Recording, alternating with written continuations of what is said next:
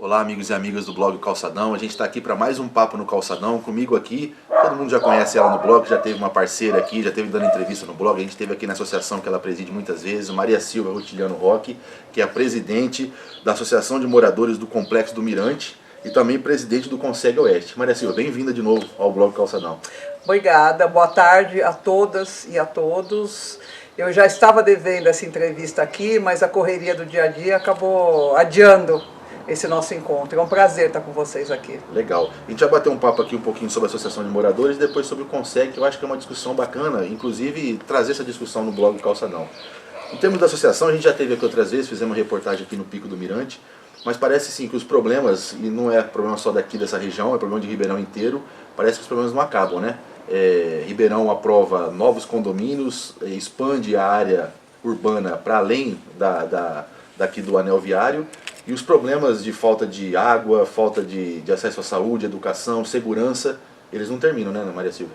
Exatamente, é lamentável. Nós assumimos aqui a Associação de Moradores faz 5 anos. E nós tivemos alguns ganhos, alguns progressos, algumas conquistas, mas é tudo muito devagar, assim, à custa de muita sola de sapato, muito suor. E essa densidade demográfica aqui na nossa região é um caso muito sério. Esse governo agora aprovou diversos conjuntos habitacionais. Aqui na nossa região, nós domingo demos uma volta aí, tem um conjunto habitacional que as casas já estão prontas, vão ser entregues, são 460 casas, unidades habitacionais, 464 unidades habitacionais. Ao lado tem o Macaúba, que será entregue 2 torres de apartamento e várias residências. Depois vem o Parque das Oliveiras, que não é o bairro Parque das Oliveiras já existe, agora tem um condomínio residencial novo, um loteamento chamado Parque das Oliveiras. E depois vem o Pacaembu com 7.000 residências. E nós continuamos com a mesma estrutura, com os mesmos postos de saúde, com o mesmo número de vagas nas escolas e nas creches, não temos área de lazer, não temos centro cultural, os nossos acessos viários são os mesmos, a avenida aqui em cima, a doutora Nadira Aguiar, onde as ambulâncias, os ônibus que vêm para o HC, esse é o acesso, um dos únicos acessos, não foi duplicada no início dela. Então a gente prevê que a gente vai ter um caos aqui, um caos com a entrega desses novos condomínios. Esse processo de adensamento de conjuntos habitacionais já vem de alguns anos, né? Teve aquele processo de trazer as pessoas que moravam mais ou menos na Zona Norte, processo que foi chamado aqui de desfavelização, mas foi um negócio meio estranho que não deu certo. Mas as pessoas acabaram vindo para cá e não tem acesso a nada, né? E queria que você discutisse um pouquinho, que a gente discute isso no blog, que é assim, inclusive é uma discussão que está travada há muitos anos na Câmara de Vereadores, que é o tal do plano diretor, que deveria regular tudo isso. Exato. A gente defende aqui, na verdade defende não, denuncia que o poder da especulação imobiliária é muito forte em Ribeirão Preto, e às vezes o poder público fica refém disso, e o povo também fica refém porque acaba aprovando esses condomínios, como você falou, esses conjuntos habitacionais, sem nenhuma infraestrutura que dê conta do problema social, da demanda que eles mesmos geram, né? Como é que é isso? Como é que você entende essa questão? Eu acho que é um problema muito difícil, porque a maioria dessas empreiteiras, elas contribuem com as campanhas eleitorais, né? Tanto do Poder Executivo quanto do Poder Legislativo. Então, o poder que elas têm é enorme. E esses conjuntos habitacionais, esses primeiros, tanto o Paiva, o Paulo Gomes Romeu e o Sontoni, já foi o início aqui na região oeste, já foi o início de um desfavelamento completamente equivocado. Eles trouxeram essas famílias dos núcleos de favela, despejaram aqui. Esse pessoal no início não tinha escola, agora construíram uma escola estadual, eles não tinham escola, não tinham creche e principalmente geração de emprego e renda. A maioria era catador de reciclável, eles tinham onde escoar o que eles produziam, o que eles catavam lá onde eles estavam, inclusive na favela do Brejo, que eu acompanhei de perto, né? E aeroporto, Itápolis, a favela da família, e eles trouxeram para cá sem discussão, de um dia para o outro eles foram lá, derrubaram os barracos, as casas, eles vieram para cá sem infraestrutura nenhuma, sem uma preparação com assistentes sociais, uma preparação adequada. E essas crianças aqui, a maioria ficou na rua, cresceram, viraram adolescentes, eles foram... Uma parte foi adotada pelos traficantes. Os índices aqui de violência, há uns 4 anos atrás, ele se tornou altíssimo.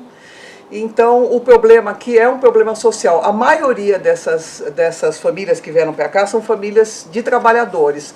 Mas a gente sabe que os traficantes, que são chamados disciplinas, eles vieram todos para cá e eles não conseguiram se entender, porque normalmente numa comunidade existe uma referência a essa disciplina e ele consegue ali da forma deles organizar. E aqui não, em cada esquina tem uma disciplina. Então eles passaram a furtar os próprios vizinhos, coisa que nunca aconteceu. Então é um problema grave. E só para dar um número, né? Esses dias fizeram um levantamento, acho que a própria Coab fez um levantamento, que tem 43 mil pessoas hoje morando, vivendo em mais de 100 núcleos de ocupações em favela em Ribeirão. Quer dizer, fizeram um projeto fracassado e o problema piorou, duplicou. Quer dizer, a gente está vendo uma cidade que não se discute, uma cidade que não é democrática, uma cidade excludente e que resolve as coisas à mercê do poder econômico. Não pode dar certo uma coisa dessa, né? Exatamente. Nesses locais no Brejo, lá no aeroporto, outras famílias ocuparam, e essas famílias que vieram aqui, muitos venderam, porque não conseguem pagar aqui a prestação. No Wilson Tony, por exemplo, eles têm que pagar condomínio, garagem e prestação do apartamento. Às vezes tem família numerosa morando no apartamento, lá tem 46 metros quadrados, né? Então eles acabaram vendendo aqui contrato de gaveta e voltaram para a favela. Então eles não resolveram o problema habitacional, muito pelo contrário, eles complicaram. Eu vejo que você, na sua atuação como presidente aqui da Associação de Moradores, você fala muito da questão do problema da água, que tem uma como é que fala aqui? Do DAERP aqui em cima, um poço da ERP. Como é que está o negócio da água, de saúde e educação aqui na região oeste?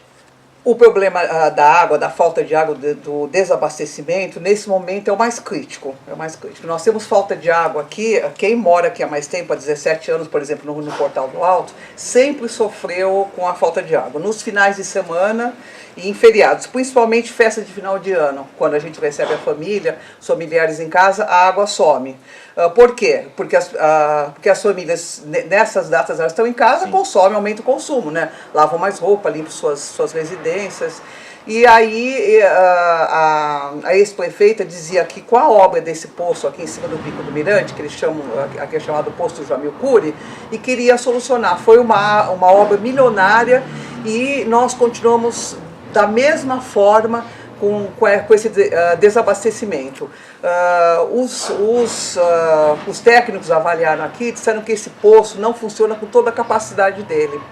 Então ele funciona segundo eles, com bombeamento abaixo da capacidade, pouco potente, eu não sei direito o termo técnico. Então, e essa água aí, ela não é reservada, ela é retirada e ela retorna com a força da gravidade para abastecer as casas de uma forma imediatista. Ela não é acumulada nesse reservatório. Então, assim que o consumo aumenta, a água some e é abastecido só quem mora na parte mais baixa, ali do Planalto Verde. Quem mora nos bairros aqui mais altos fica sem água. Sexta-feira já começa, nos grupos do WhatsApp que a gente tem da Associação de Moradores, os moradores reclamarem da falta de água. Nós fizemos reunião com o DAERP, movemos uma ação, nós estamos no Ministério Público, já são 1.300 páginas desse processo. Esse processo ele teve início em 2009. Aqui na nossa região, na nossa associação, ele teve início em 2014, mas na cidade em 2009. O Mauro Freitas, que é urbanista e arquiteto, ele tem nos acompanhado, dado assessoria nessa área. E o desabastecimento continua, não é um privilégio, entre parênteses, nosso, é um problema da cidade toda. Agora, com esses novos conjuntos habitacionais, a água vai faltar, lógico. Exatamente, e é um problema também que acontece muito na Zona Leste, a gente tem acompanhado lá, a gente acompanha muito o pessoal ali da Fazenda da Barra, do Ribeirão Verde. Isso. E a Zona Leste também é um filão da especulação imobiliária, a mesma coisa que aqui na Zona Oeste, também na Zona Leste, e lá tem uma preocupação também com a área de recarga do aquífero, né? Tudo isso acontecendo a toque de caixa tocado aí pelo poder econômico, né? O poder econômico coloca à frente primeiro o bolso deles, né? Exatamente. O bolso. E eles querem vender esses novos empreendimentos sem haver uma contrapartida. Agora, o poder público é que tinha que exigir que, para aprovação desses condomínios, eles construíssem creches, escolas, posto de saúde, área de lazer, que houvesse abastecimento de água, o plano viário, tudo isso depende do plano diretor. O plano diretor aqui na nossa cidade é um mistério, se discute e a gente não consegue aprovar. Dizem que esse ano vai ser votado, né? Diziam que ia ser votado no primeiro semestre, já passou o primeiro semestre, já estamos em setembro e não foi votado ainda, né? Você falou a questão, tocou aí na questão da segurança, a gente vai para o segundo bloco e conversar com você um pouquinho mais sobre o Conseg, que é uma outra coisa que você preside aqui, acho que é um debate importante para o Bloco Calçadão. A gente volta na segunda etapa aí falando um pouquinho mais do Conseg com a Maria Silvia. Amigos e amigas do Blog Calçadão, voltamos aqui com o papo com a Maria Silvia, aqui na região da Associação de Moradores do Complexo do Mirante, na Zona Oeste. Aqui a Associação de Moradores pega o Portal do Alto, o Arlindo Laguna e o Jamil Semicuri, mas também tem aqui o Planalto Verde, o Dom Miele, é uma região bastante cheia de bairros aqui, populacional, bastante populosa, né? O Conseg Oeste já abrange uma região muito maior, né? O Conseg é a região oeste inteirinha. Ele abrange esse quadrilátero da Avenida Bandeirantes, Jerônimo Gonçalves, Dom Pedro e a pista aqui de cima,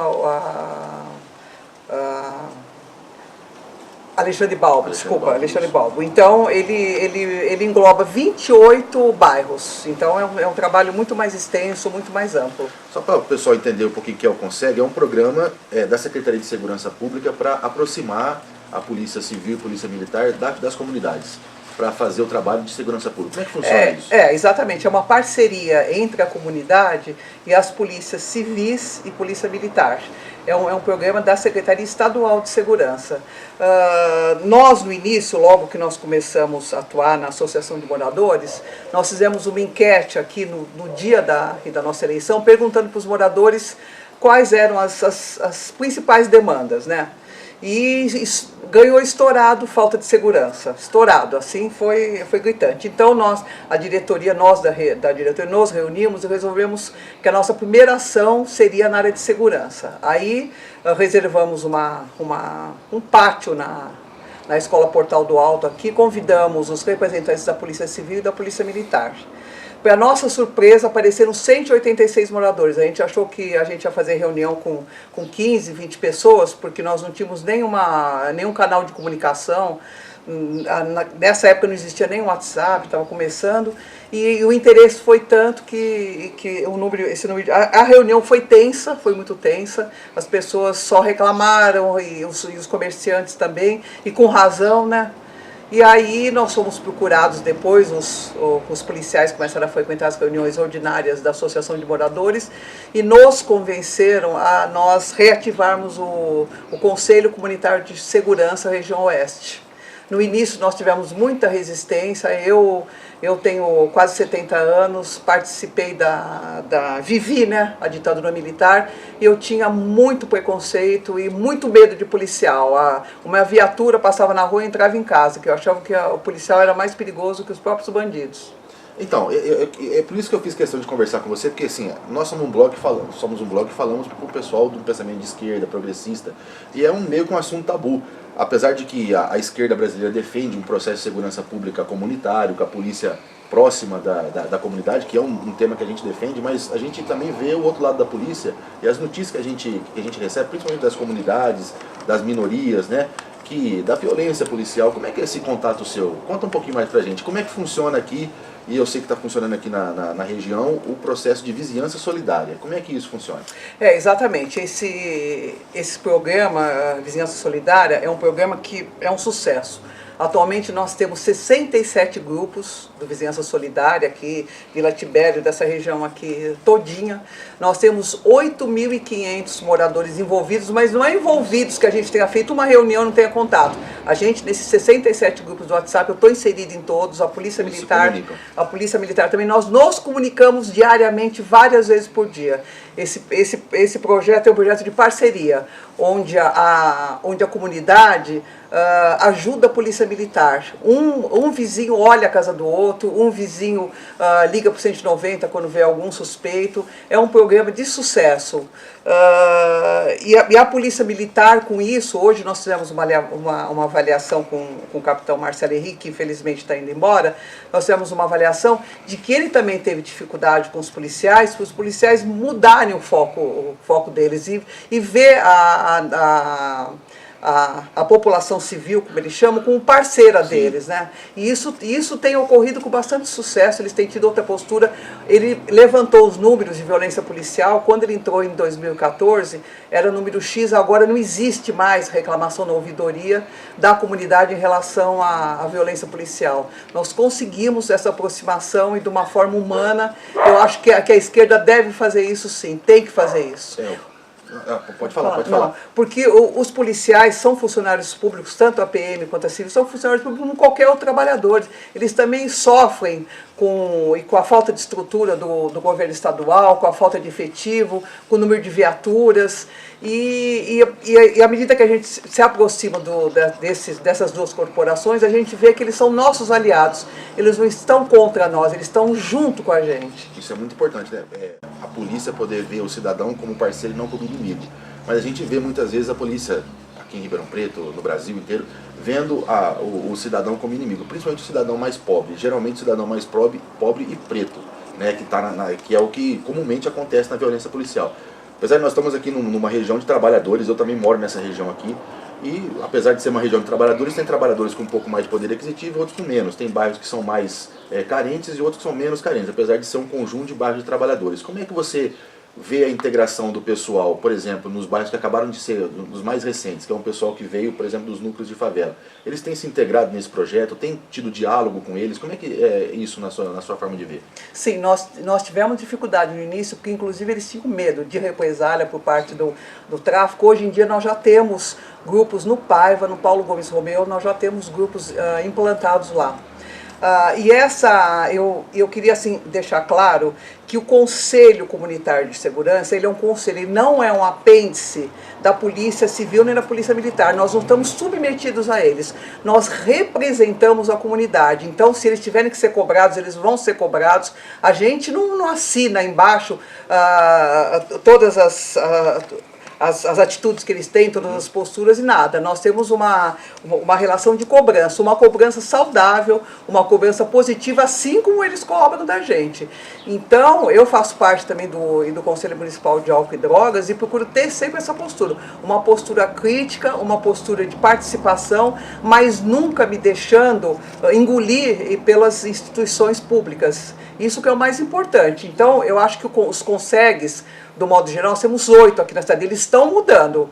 Os consegues, a grande maioria, ou a totalidade, não é não são mais bonequinhos da Polícia Militar, da Polícia Civil, da Secretaria de Segurança. Nós estamos aqui para ser parceiros, mas para cobrar resultados e cobrar parceria de fato. É isso que eu queria perguntar para você.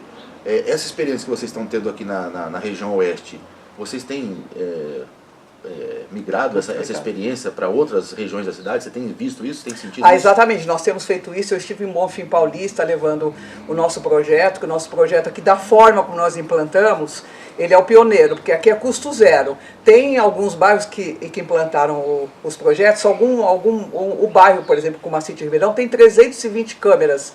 Então, implantar um projeto assim, não que não tenha mérito, tem, mas o poder aquisitivo deles é mais elevado, então fica mais fácil você contratar uma empresa de segurança, monitorar através de um circuito, com motoqueiro, aí essa segurança, lógico, fica facilitada, mas o desafio é você montar numa área carente como a nossa, com custo zero, que os moradores realizam essas reuniões nas suas casas, na garagem, na calçada, nas suas salas, e nós fazemos uma palestra, a Polícia Militar projeta vídeos mostrando como o cidadão tem que fazer para prevenir, né, que ocorra um crime, que ocorra um furto, que ocorra um roubo.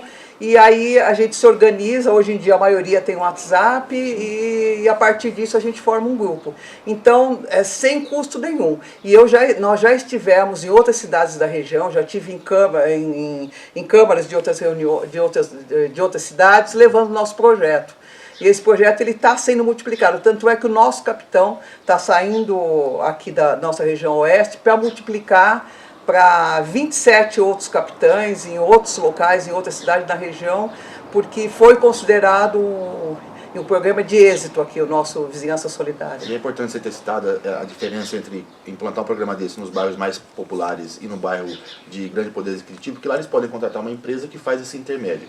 Aqui você está trabalhando com o poder público, você está articulando com a polícia militar, inclusive cobrando do governo do estado que invista mais na polícia militar, não só para mudar o ponto de vista da polícia, mas para ela ter mais infraestrutura, na polícia militar e a civil, inclusive. Civil, né? Principalmente a civil, né? Eu acho que isso que é importante, é envolver diretamente a comunidade de verdade, né? Isso é organizar, né? Exatamente.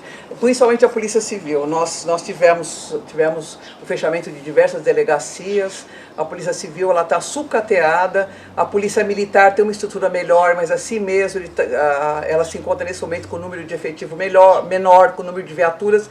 E para vocês verem como é importante essa parceria, que hoje nós fizemos o levantamento desses 4 anos, nós conseguimos, mesmo com efetivo menor, mesmo com menos viaturas, conseguir baixar todos os níveis, inclusive de violência policial. Nós conseguimos. E é esse olhar e essa parceria que tem feito... Eu acho que a polícia também, ela viu que se ela não se unisse à população, ela não ia conseguir ter sucesso na atuação dela, né? Eu agradeço você ter trazido esse debate, que a gente já estava conversando há muito tempo, né, para trazer, que eu acho importante um blog como o Blog Calçadão, os partidos de esquerda, a militância dos movimentos sociais entrar nesse debate, inclusive para criticar, para trazer a visão, e que eu acho que o futuro, se a gente conseguir fazer com que a polícia militar, que são agentes públicos, possam ter um olhar diferenciado para a população e a população poder se integrar e fazer esse processo de segurança pública comunitário, eu acho que é o futuro que todos nós queremos. Eu acho que é um debate ainda polêmico. A gente está iniciando ele no blog e eu agradeço a você por ter trazido isso aqui. A gente vai voltar mais vezes para você falar e inclusive convido os companheiros e companheiras, os amigos do blog que querem entrar nesse debate, que façam esse debate conosco. Eu acho que é importante isso, né, Maria Silvia? Muito importante. E eu convido vocês a participar de alguma reunião de implantação do Vizinhança Solidária, que dure em média 1h30. Nós fazemos 2, 3 reuniões por semana. Que vocês participem, vocês... façam a crítica, é importante esse termômetro de vocês aqui na nossa região. E você que mora em Ribeirão Preto, em algum bairro, que o seu bairro ainda não tem uma organização de associação de moradores, tem uma participação, não consegue, faça isso. Tem um exemplo aqui da região oeste, aqui da Associação do Complexo do Mirante, que isso é importante, porque isso transforma e inclusive pressiona o poder público a cumprir a sua responsabilidade que não está cumprindo, né? Ao invés de entregar a responsabilidade da cidade na mão do poder financeiro, que só prejudica os trabalhadores. Exatamente. Eu te agradeço, muito obrigado. A gente vai voltar mais vezes aqui, inclusive para falar sobre o Pico do Mirante, aquele antigo projeto de fazer aqui um parque, né? Porque é um lugar lindo de Ribeirão Preto. A gente vai voltar. Vamos sim. Muito obrigado. Obrigada.